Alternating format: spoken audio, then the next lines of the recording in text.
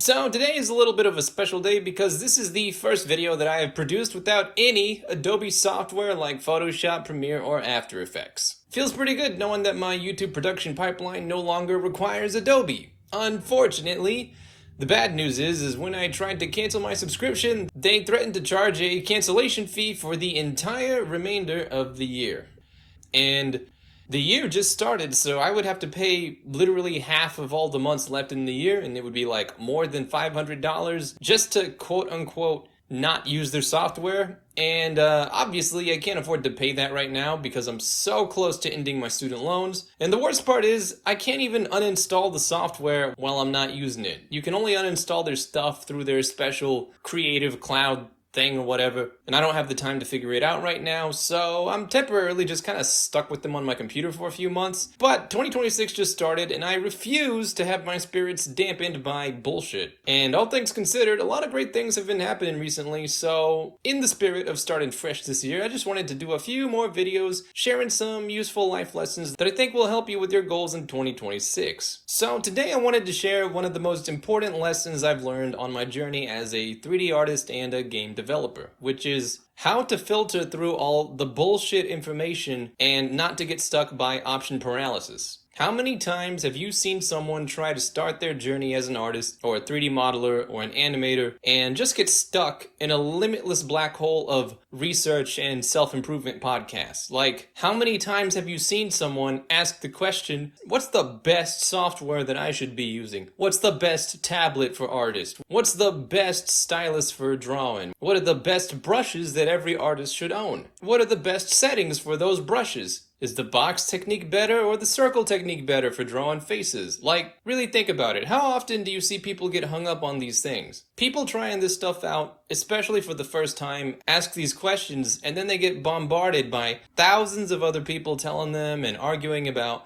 why they think this is best for you. Some people try and convince you with technical details, others try and convince you with price, and others try and convince you by saying, oh, the software might be better, but this one has more intuitive UI. Like, today we live in a world where there is so much information that you are more likely to get confused by all the different answers than the question itself. And listen, I'm not saying don't do your own research or listen to anyone. If you're completely new, you should definitely get a general idea for what the people in your field say and think about their tools. But I'm just saying, don't spend more than a day, maybe two at most, doing your research, because the truth is, you can't know what's best for you until you have some sort of reference point of your own experience. If you've never modeled before, then you have no idea what it means when someone tells you, oh, polymodeling is easier in Blender, but texturing is way faster in Substance. Or when someone says, Maya may be the industry standard, but Cascader is way faster when it comes to animating human characters. See what I mean?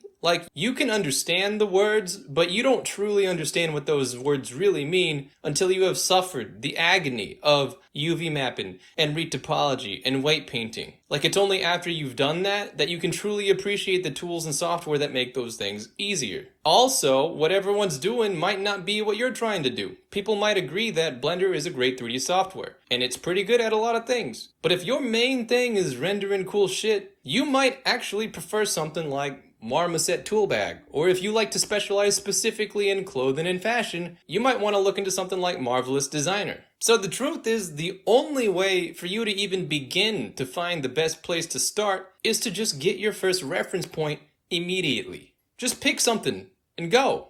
Take notes about the things that you like and take notes about the things that you don't like. Once you have those notes, then you can start comparing things to other software. The formula is actually super simple. If you try a new thing out and you find it is better than your last reference point, adopt it. If it's not, drop it, and then test something else the next day. Do this for a year, and I'm telling you, you will definitely find something that works for you. And you'll be able to give meaningful advice to others afterwards. The last thing I'd like to add is this process of testing your existing reference point is actually the secret to improving your skills in general. This is the reason why hard work by itself is never enough. You can practice drawing or 3D modeling every day, but if you never stop to think about what you're doing wrong, analyzing why, and constantly making adjustments to increase the quality of your work tomorrow, you are going to stay at the same level for the rest of your life. Notice the things you do good and keep them up. Notice the things you are doing bad and adjust them. That is how you make real progress and improvement. So if you're one of those people who feels paralyzed by too many choices or too much information, just fucking go for it. Like right now, close the video, maybe leave a like or a comment before you go,